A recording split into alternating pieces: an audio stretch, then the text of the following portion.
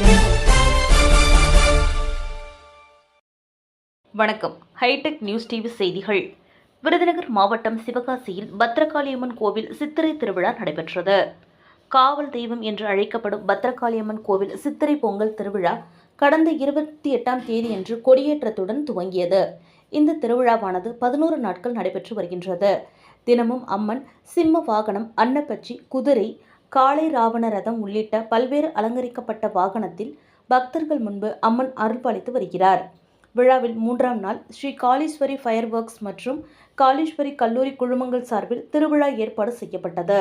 இதில் சிறப்பம்சமாக செண்டை மேளம் முழங்க பெண் பக்தர்கள் கைகளில் விளக்குகள் ஏந்தி வந்தனர்.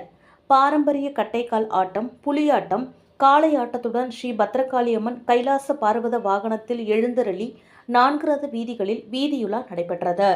அப்போது கேரளாவில் பாரம்பரியமிக்க வண்ண மின் விளக்குகளால் வடிவமைக்கப்பட்டிருந்த யானை, எழுந்தாடும் நாகக்கண்ணி, நரசிம்மர் அவதாரம், நின்ற கோலத்தில் எழுந்தாடும் சிவனின் உடுக்கையுடன் ருத்ர தாண்டவம் ஆடும் காட்சிகள் நிகழ்த்தப்பட்டது.